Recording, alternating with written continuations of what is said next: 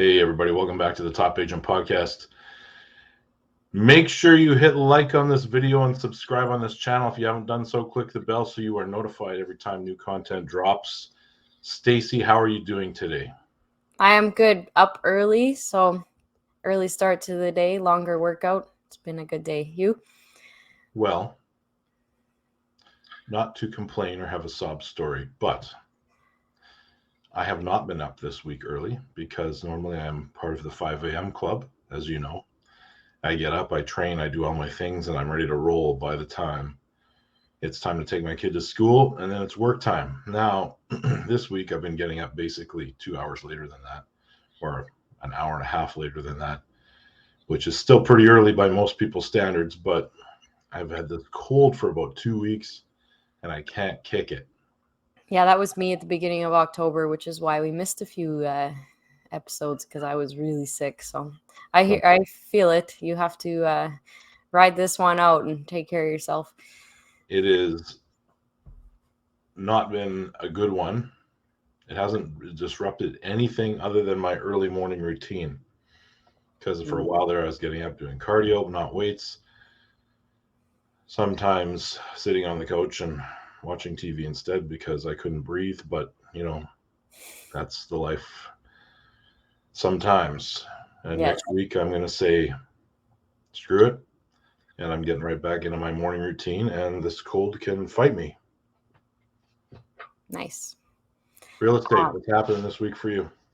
Well, I actually attended my first Real Cafe, which is basically something that was created in Manitoba where the real agents and whoever else wants to join gets together for coffee on Wednesday mornings at some location in Winnipeg. And I'm glad I went to this one because they talked about everything they learned at the Real conference that just took place in the States.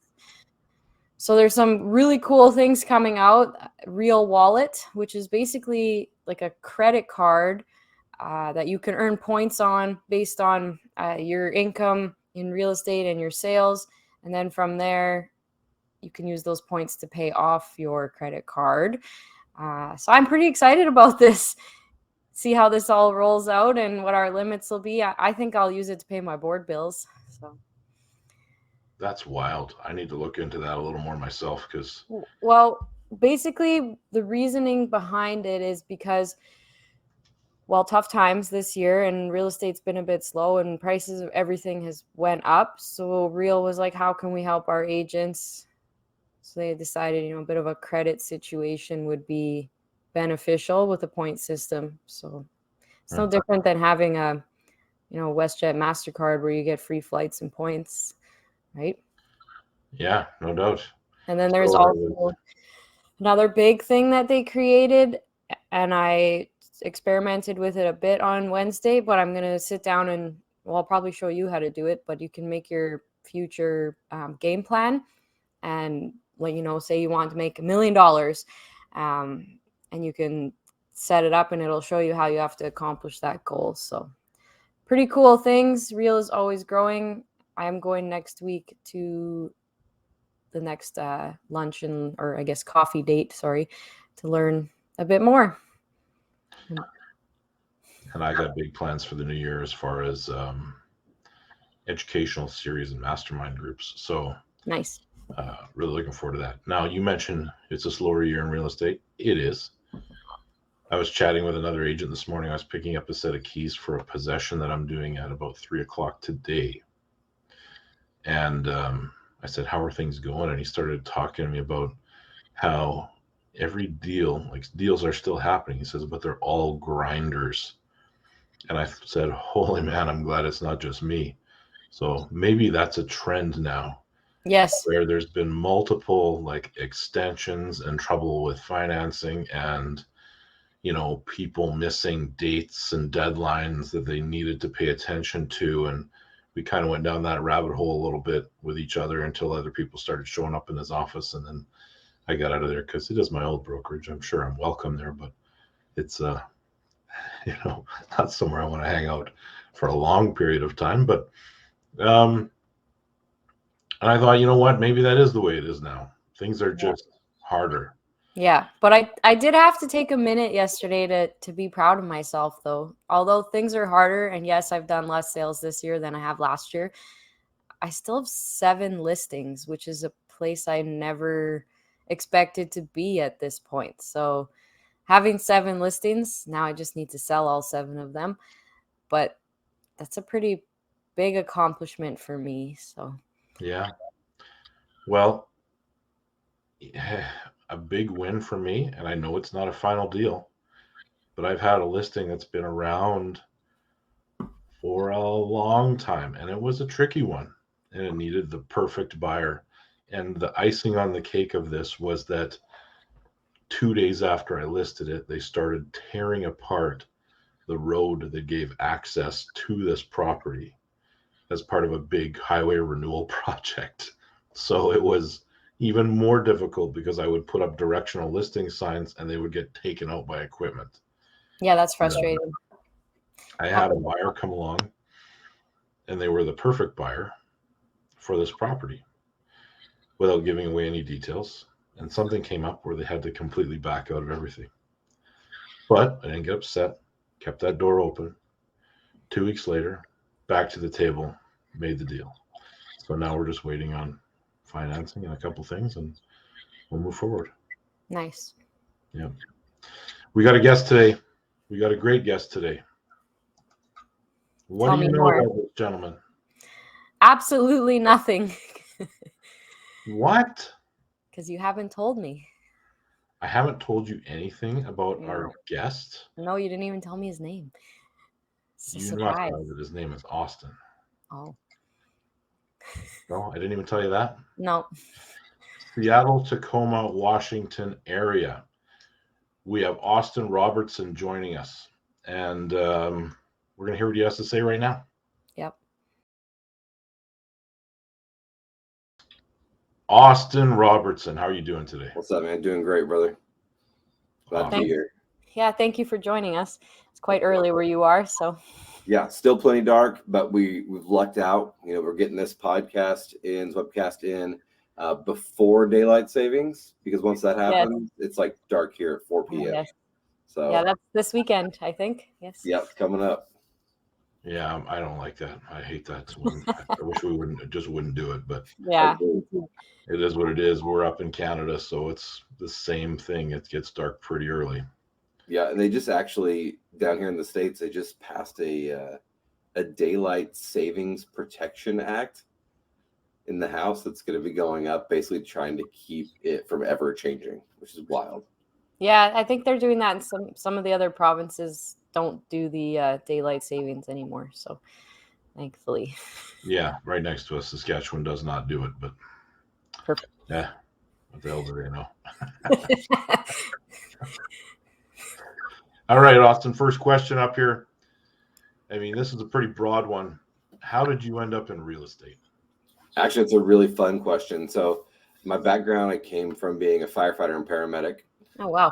It was, yeah, super awesome. You know, my dad was a firefighter, grew up in the firehouse. I really loved the brotherhood of, you know, if a car broke down, there was a guy in the firehouse to fix it. If you needed an accountant, one of those guys was an accountant. Like, it was this amazing ecosystem. And so, when I grew up, I really wanted to plug into that. Now, the reality of the fire service in America is they get paid like trash. You're working 24 to 48 hours straight, and the pay sucks. So what most people end up doing is they end up picking up a second job. Now, for me, I ended up flying with a children's critical care hospital team. And after a while, it really started to weigh on me. It was like you'd get up and go to work, and it was like trauma. And then you go on your day off and go to your other job, and it was more trauma, basically. It was always bad stuff, right? No one calls 911 to throw a party. And a buddy of mine, Blake, basically set up and said, hey, man, you know, my mom's been a realtor forever. If you were able to find like 4 or 5 friends to help you, you know, sell houses, you could make as much money as you do getting on that helicopter every day and not have any of the, you know, seeing kids get hurt or any of that. And it was kind of interesting. So I actually ended up interning for about 6 months. and decided, okay, this is something for me. And obviously I've been doing calls and kind of lining things out. So I had already like a mini pipeline. Right when I got my license, I actually acquired a small condo unit in a rural Missouri town. And this condo complex had, I think, 15 to 18 units. And in about 3 days, another friend of mine actually found a buyer for it out of Pennsylvania. And the crazy thing was, at the time, I was in some small little local brokerage. So I remember walking in, this doodle-doo, go to my mailbox, pick up my check. And I remember opening it and holding it up and being like, I looked at the little secretary lady and I was like, is this right? And she's like, yeah, that's your check. I'm like, oh, okay, but there's a split with the brokerage. So like, do I cash it and bring you that? Like, how's that work? And she's like, no, that's your paycheck. And it was more than my yearly salary was. Wow. And so I got hooked. That first year I did over 50 transactions part-time while I was still in the firehouse. And I didn't end up moving into a full-time real estate space until one night my fire captain, who was from Seattle, basically set me down and was like, hey kid, how much money are you making selling real estate? And I was like, hey Cap, I know you're from Seattle, but us Midwest kids, like, we don't talk about money like that. Like, that's not how we roll. And he basically told me to hush up and put the numbers on paper. And him and the 3 other senior guys basically sat there and walked me through the math of my benefits and my insurance, and basically showed me that every single day I was losing $800 coming to work every day. And so talked to the wife about it. She said, hey, over the next year, save this amount of money. And if you save this much amount of money, leave the firehouse, go into real estate full time, because worst case scenario, we'll have enough that you could find another job. I turned that year into about 90 days because I was so excited. And on my birthday, I actually completed my last shift as a firefighter, and I moved into the real estate space full time after that. And I've never looked back. Wow. That's such an amazing story. So how many years do you have in now as a licensed realtor? I'm getting ready to go on my 6th year full time. Wow. That's awesome. And then for you, are you on a team or is it just you? You're still by yourself? No, so I went through many renditions in the real estate space, and I've gotten to enjoy, I think, the pros and cons of all of those opportunities. So, initially started out on a team, quickly realized if I worked the way I was working, I didn't need one. Went out on my own for a short period of time, and then got overwhelmed and started a team. And we took that team to around 300 transactions a year. Wow. We were pretty balling out there in the Midwest. And then when we relocated out to Washington, I decided to go out on my own. And, look, a house in Missouri at the time was like 160,000. Okay. A house here is like 750 to $1 million. I don't need to do as many transactions. Like, that's the reality of it, to live a good life. But kind of, again, grew quickly, hit that same kind of pothole. And I ended up this last year partnering with one of my really great friends, Chris Titus. We were in the same coaching company together for several years. And so we started a partnership, started building a team out. We realized in this real estate market, it wasn't the same as COVID. And I think we took that into account in every aspect except for team members. In 2021, you could add an agent to your team and they were going to just fall into like 10 deals. It was crazy. Yeah. That's not happening today. And so we built our team out, added 7 or 8 agents, and we saw a very, very small return, but it was eating a lot of our time. And my mentor, Mike Novak, basically said, hey, you guys need to focus on you. That's it. So we actually released the entire team other than the administrative staff and us. And we've actually been more profitable as just a partnership now in the past several months than we were at any point having the team over the past year. So a lot of different renditions in there. But right now it's just me and a business partner and an admin staff. I was going to ask you a question about adapting to a changing market, but That sounds like the exact answer that I was looking for. And have you done anything else? You pivoted hard and it worked. Have you done anything else to augment that?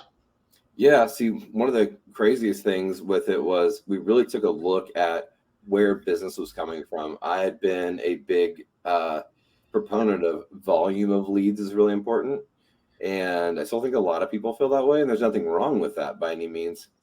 But Ryan, what happened for me was I started looking at where my business was coming from. And I realized I was spending a lot of time working these like online leads, and my cost of everything is skyrocketing. There's 45% less transactions in my market. And so we decided that we wanted to go to more of a grassroots movement. So we actually canceled 100% of all of our online lead gen. Wow. Like we took a big risk there, like we're going to fall on our faces. And we really dove into making sure our Google was squared away, creating just a super good, clean YouTube channel, loving on our past clients, and creating almost like a past client system for other agents so that we would maintain and get a bunch of agent referrals. And what's wild is we're more profitable than ever. I'm going to do more transactions this year, and I don't have a penny of lead generation costs. That is kind of it's music to my ears, because it seems like every coaching program out there, not that this is wrong, because for a new agent it might be all you have, but volume of calls equals leads that are, that will convert. That's a big time investment for a maybe. It is. It's we've closed, obviously still closed online transactions from leads that we've had and purchased in the past. So it still works. It's just that nurture is really there. But the volume of referrals that we're getting from our past clients right now is outpacing what we were getting from any of the online lead gen companies. And the clients, they like already love you. Like the competition, and there's no competition. Starting to work more and focus more on Google. I've sat down with Tammy Price and worked with her a little bit on our Google in the past, worked a couple other companies. That's just generating free phone calls, 4 to 5 a month of, hey, we want to buy a house. Okay. That's like, say 2 of those close. That's great. With YouTube, we have zero competition. Okay.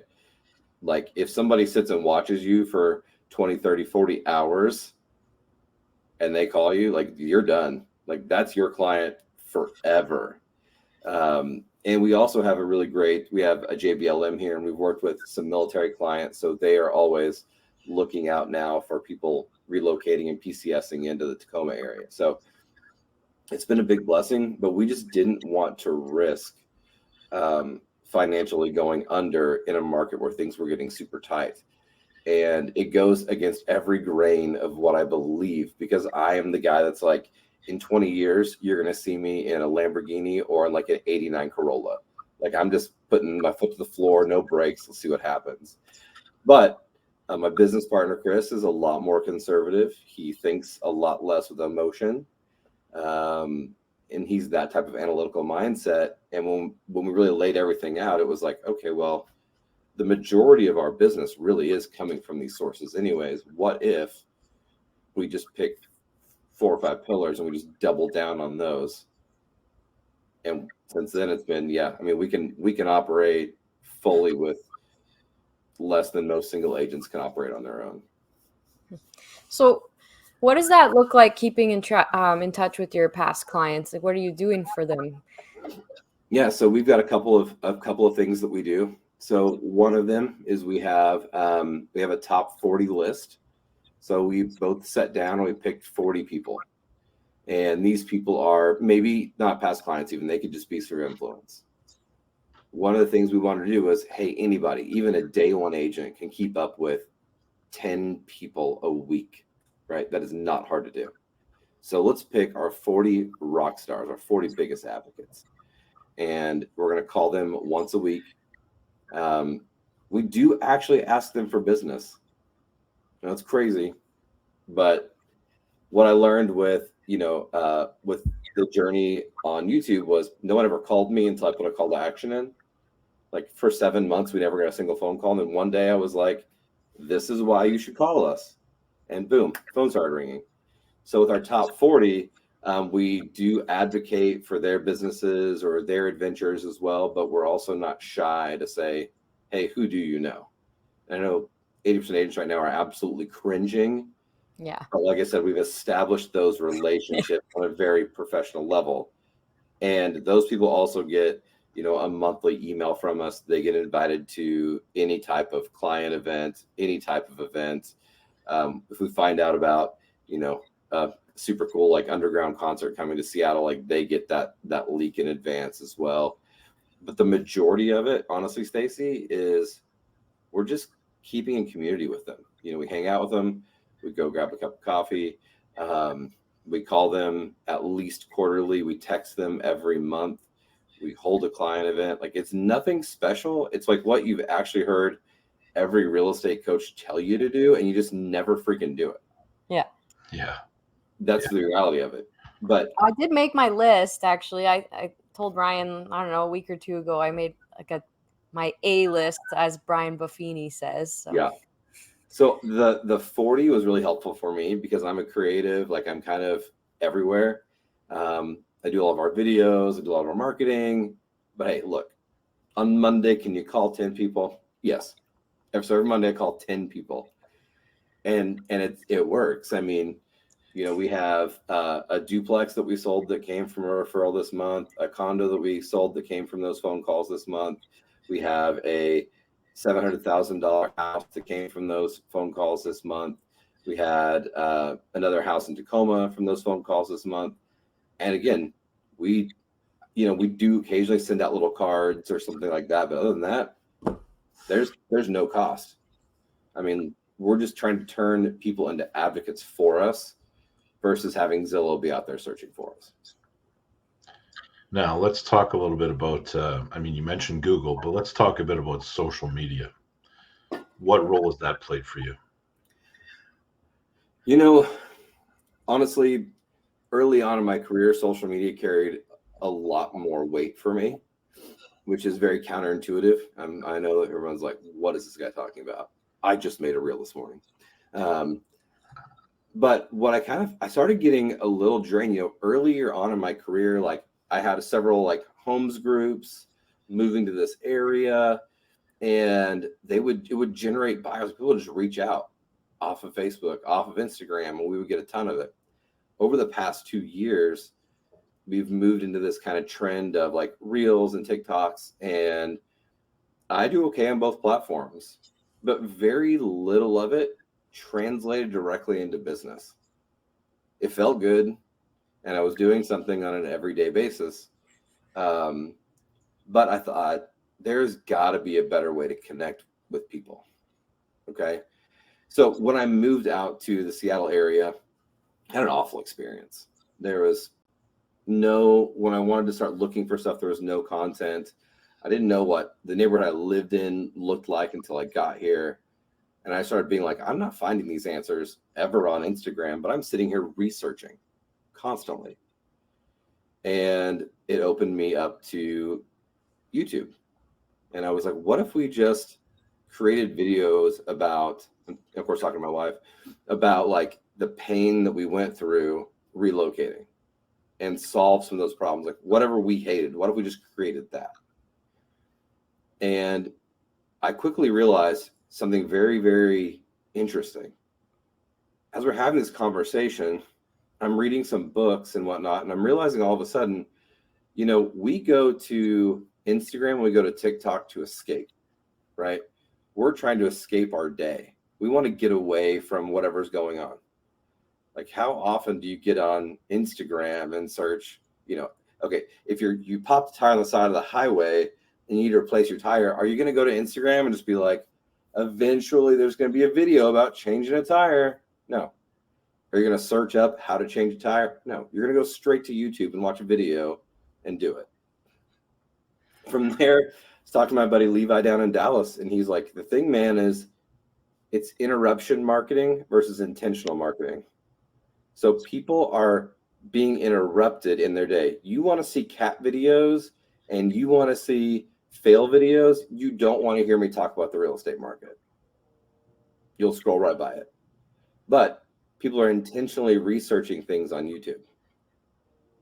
And it was like this light bulb just went off of, what if we stepped away from social media and we moved into the two biggest search engines on the planet, and that was our focus. So those are, of course, Google and YouTube, which is owned by Google.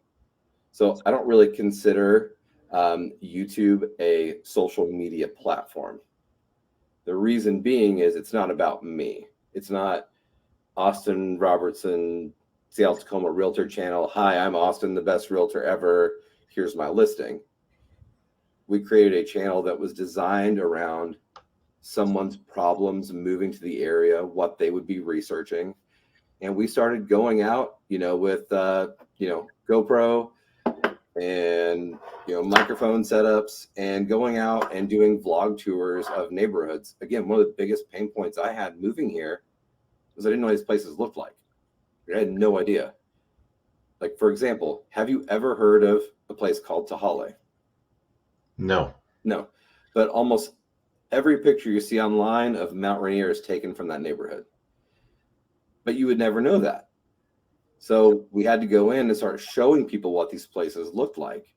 And then all of a sudden people started associating it, and they started connecting with our character, and then just started calling us. And they're like, hey, I'm an anesthesiologist. I live in the Midwest. I'd love to get out of here. I've got $1.3 million. Send me some houses. Nobody wants to relocate to Manitoba. It's like, That's not necessarily true. no, I know. Yes, It's so Stacey. cold here. I would We have, challenge that by saying I've seen a lot of people who are absolutely killing it Yeah. with California relocation channels. Yeah. And if you study any of the U.S. news at all, California is apparently like the hellhole. But the reality is that people they have to move for jobs. They Yeah. move for family. They upsize, they downsize. And relocation is a big one. Yeah, it is. I've watched some of Levi's stuff as well, so I know who you're talking about. Yeah, he's a good dude. He's a good friend of mine, and it's a lot of people think that way. A lot of people feel like, well, no one's moving to my area. But the reality is, what's funny about that statement, Stacey, is I hear that all the time. Yeah. Those are the same people that will get up at 7 a.m. on Monday and call the same expired listing as 150 other agents, but won't make one video and be the only person on YouTube doing it. Yeah, calling expireds is not my thing. I tried it. No. So that's interesting. Yeah, we actually have we're not allowed to do that off of our MLS system. No. cool. So yeah, it kind of prevents that. But I appreciate what you're saying with interruption marketing versus intention. Like that resonates with me. It was very profound understanding, because I banked so much on video to carry my business in the years past, and those major platforms were always, Facebook, Instagram, and then TikTok when TikTok came around. And I'm not gonna say I didn't pull transactions off of those, because I did, but man, it's nothing. Like, we get to reach out almost every single day. It's good. Very interesting. I think we need to focus more on YouTube, Stacey. But we will. What are your opinions? I tried. What is your opinion on shorts, YouTube shorts? Yeah, I was curious about that too. This is the ever ongoing debate. Now, a year ago, I would have said absolutely not, because there was not a separate calculation, separate algorithm for shorts. No. So it would kill your watch time. It would kill your AVDs. And then YouTube would essentially, in theory, punish you because people weren't staying on your videos long enough. And then they changed it. Okay. And so this is a study that I just did personally. I did a 90-day study on this. And we played with shorts. Now, here's what I found. My channel is designed for people that want to relocate to Seattle or Tacoma. It is not 15 most fun things to do in Tacoma, top pizza spot in Seattle. It is relocation. I don't want tourists getting involved. This is not a travel vlog. This is not a foodie channel. I want to be very clear with Google on who I want sent to our videos. We do not deviate at all. Like, we run it through a check. Hey, this is our perfect ideal client avatar. Does this video fit it? If it doesn't, we just won't make the video. So what I found when we tried shorts, we got a bunch of views, and like, I felt really good. I was like, damn, we're killing it with views. Once we had the 90 days of data, we went back and we did research, and the places that our audience was coming from was like, Johnny opens new ninja sword. Ryan eats pizza from Buffalo restaurant. Cruise ship tips. Well, when you look at our long form video, those people are coming from searching Tacoma, Washington. I just lived in Seattle for 2 years. Here's my review. Like, the places that people were coming from were not the people that I was looking for. So we don't do them, and we just let our egos deal with it.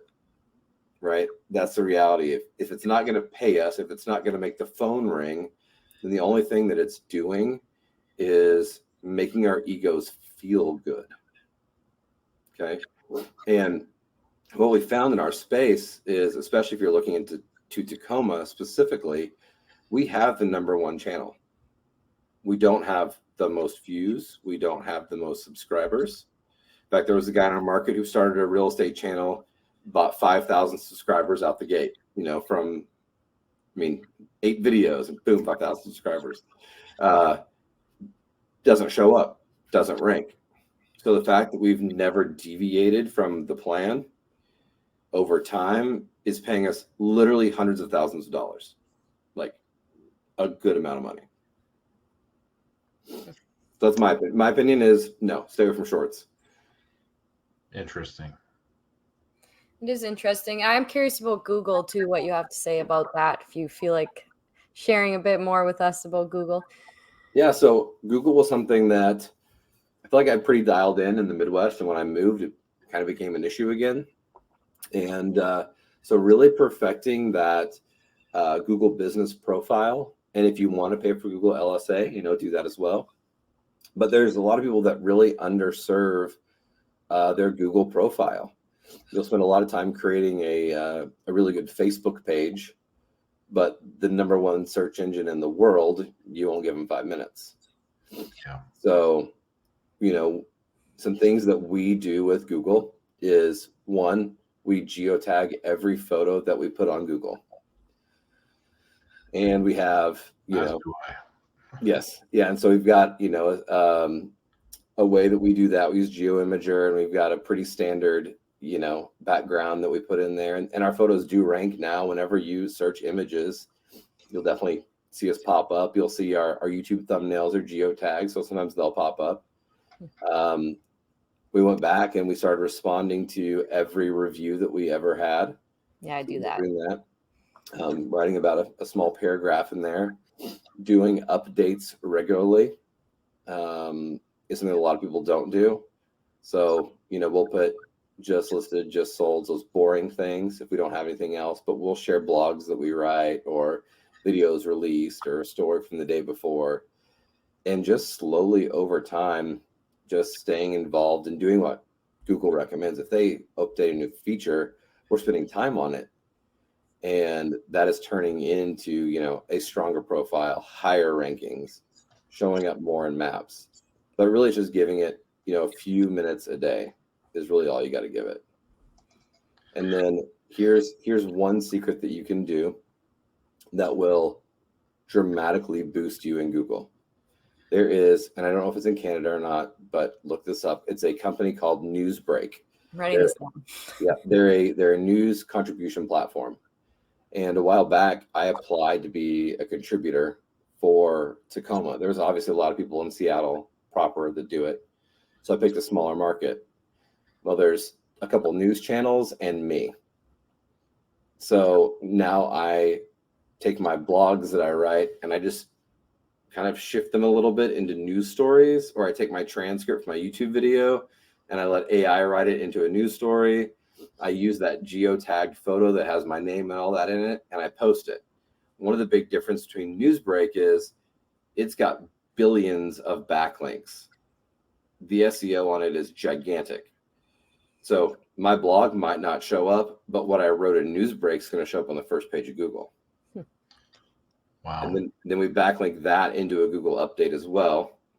And so we're just kind of playing the game. Like whatever they want us to do, we're doing it.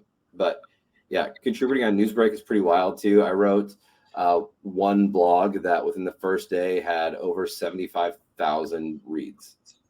Wow. And like 113 on my page. Wow. And you can monetize it as well. So not a bad deal. Impressive. Not bad at all. Very interesting. So what led you to Real Broker? Yeah, it's a great question. So when I moved to Washington, I was with EXP, and honest to God, they just got named in this new lawsuit in Missouri, but EXP in Missouri is pretty awesome. Like the broker there's been there forever. I've got great support. When I moved to Washington, I did not have that same experience. In fact, there was a very, very volatile situation with a team from EXP here in my market. They changed documents, got caught changing the documents. Very, very rough situation. Anyways, EXP stance on it was kind of like, well, we're just going to protect the brokerage, not so much you guys. And I thought, after all this time, after doing hundreds and hundreds of transactions with this company, like the first time I need something, they're going to turn their back. They're going to just kind of like, under the rug.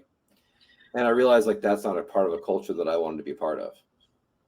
A friend of mine, Natasha, reached out to me and she was like, hey, you should, since you just moved, like you should meet up with Mike and Rachel Novak. Like they're definitely your people. They're 2 hours north of you, whatever.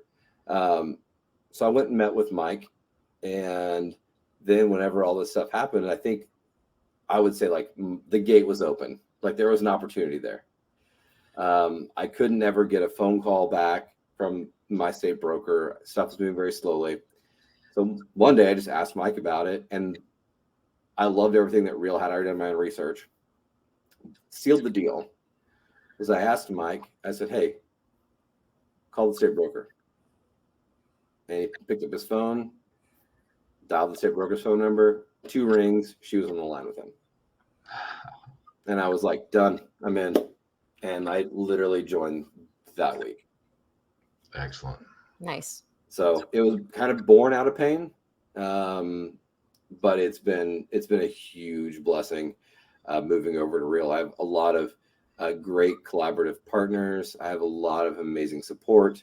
I'm going to be honest, there are a few people here at Real that like I don't particularly enjoy, but as any company grows, that's going to happen. You can't put 12,000 people in a company and just expect everybody to be best friends. But 99.999% of people here are absolutely freaking incredible. The technology is second to none, and it really just makes our life so much easier. I have so much more time at home with my kids and my wife, and I feel very grateful to be here. So, how many agents are in Real now in your area? There's a few hundred in Washington. It's growing pretty fast, actually. It seems like every day there's a few new ones jump in. Definitely west of the Cascades, so on the Seattle, Tacoma, Olympia side. Eastern Washington, Central Washington are growing slowly. Chris and I have been lucky enough to partner with the first agent down in Yakima and the first agents in the Tri-Cities, which are both 2 pretty good markets in Central and Southern Washington, to kind of kick those off. Yeah. And then out east, we have Cindy Kerrigan, who's kind of leading everything in, the far eastern side of the state where the sun doesn't shine. It's the dark. We don't go there. No, I'm just kidding. It's a great area, but it's kind of neat. We're seeing different markets open up now. And so we're starting to have more coverage. For quite a while, that central part of our state was just barren, but it's really taken off. It's pretty cool. Yeah, it's taking off pretty quick here too. Still low numbers, but it's climbing really fast. It's only been like less than 6 months, I think, so for the company in the province. Yeah, you're going to have early adapters that are going to come on no matter what, and then everybody else is going to sit back and kind of wait for proof of concept. Yeah. Don't give up on them though. Like if you've got people that you think would be a really good fit, and this really goes to whether you're hiring for a team or whether you're bringing somebody to a brokerage, just don't quit on them. Like this is not a day one. People are going to make long game. Yeah, play the long game. Yeah. Well, we're going to move into some questions that are a little bit more lighthearted, get to know you kind of questions. Okay, cool. Let's get sweaty. Yeah. First one up. Favorite movie of all time? Oh my gosh. Okay, so I'm the Anchorman is my favorite movie of all time. Happy friends. I've tried to grow up, but like I think I watched it every day for like a year straight. 60% of the time it works all the time. That's right. I'm just favorite thing to do when you're not doing real estate. So I'm a family guy, but my selectively selfish thing I do is I love to work out. I kind of saw that one coming based on when you said earlier that you're in the gym at what time? I try to get there by 5 a.m. Oh, jeez. Yeah, nope. And then if I'm not doing that, I love to be with the family, whether it's taking like little trips, out here hiking, just being outside. And that really is why I choose that early morning time, because I can take time for me and then get my work done and then have family time. Whereas if I choose to work out in the evening, then with Seattle traffic, it's an hour of driving. Yeah. That's an hour of working out. And evening workouts are terrible. They are. Yeah. There's too many people anyways. Yeah. I work out in my basement, but still. Hey, no drive time. No drive time. Yeah. What book has had the most influence on you? Oh man. That's a hard one. I am an avid reader. So I've soaked up a lot of stuff from a lot of things. I think Winning by Tim Grover was one that Winning and Relentless, both by Tim Grover, were two books that really connected with me. I've always been somebody that I have a hard time celebrating wins. Like once we complete a goal, I'm like, what's next? Let's go to the next thing. That's me. Yeah. And both those books like help you realize like that you're not the only person that functions that way. Now, the dangerous thing is all of a sudden you're like, I'm just like Michael Jordan, and you get a little bit of an ego. But, the reality is it really breaks down some of those things. And in one of the books, I think it's Winning, he talks about the dark side.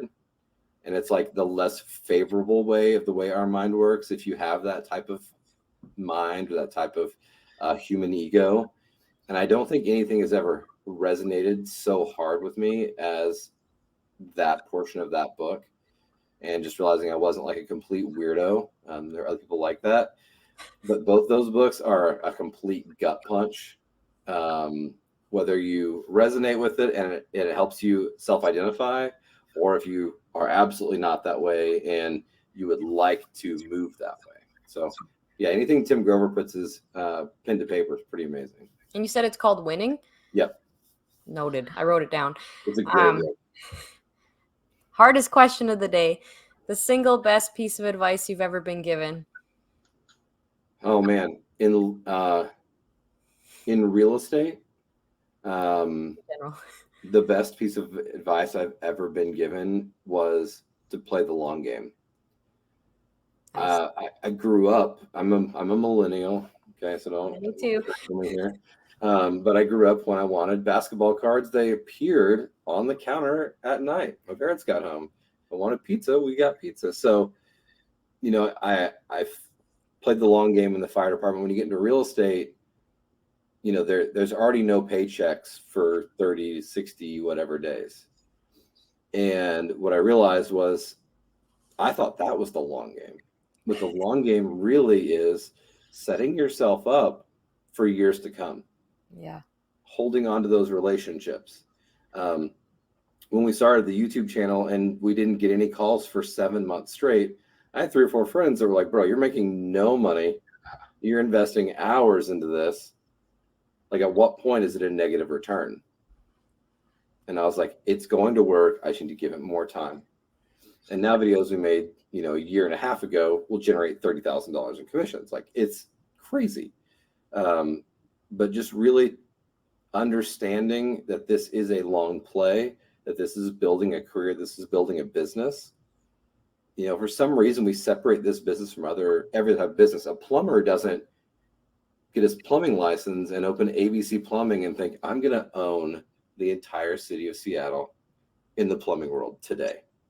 Like, he knows he's got to add his clientele and do small jobs and work his way up. And so for me, somebody just being like, give yourself the grace to realize you're building a career and you don't need to be amazing right now. It's probably the best piece of advice I've ever gotten. And over the past 2 years, I've went through a lot of different phases in my life, my career. And the best piece of advice I think I probably ever gotten in my life is just protect your peace. And it's been probably the mantra of the last year has just been, look, if you don't fit in my circle, if you talk trash, if you're negative, I'm going to remove you from my life. Yep. I don't care. Like, it doesn't bother me one bit. Overall, I'm happier. In all fairness, like, I have a bunch of great friends in business and in recreation and all that, but like, I've always got my family, and that's who I'm doing all this for. So like, honestly, if tomorrow Ryan was like, Austin's YouTube channel is stupid and he should do something different, like, bye. well, maybe not bye. Like, I'm not going to engage in the negativity. Yeah. I'm just going to scroll on and do my thing and keep living life. Like, I've definitely gotten better at not caring as much. So a couple things: giving yourself grace and don't take everything so seriously, I guess. Awesome. Austin, that's all we got for you today. I thank you so much for joining us. Yeah. Thank you. Yeah, man. I hopefully brought something of value to everybody who popped on here, and hopefully for you guys as well. Maybe open. I took some notes. Good. I love to hear that. So, our YouTube channel is just at Living in Tacoma, Washington. Okay. You can find us on Workplace. Look, we're real estate brokers. Like, it's not hard to find us. To be honest. And I will link the YouTube channel in the video description. I'm going to be stalking your Google account later. You take it all in and check out Newsbreak. Look at that as an option. I will tell you, I attempted the same option inside of Reddit, and I figured out that apparently where I'm able to take criticism stops at Reddit. Oh. Yeah. That community was a little much, so I quit going there. But yeah, Newsbreak's a great one. I appreciate you guys having me on. Thanks so much. Awesome, guys. Thank you. Thanks for watching, everybody.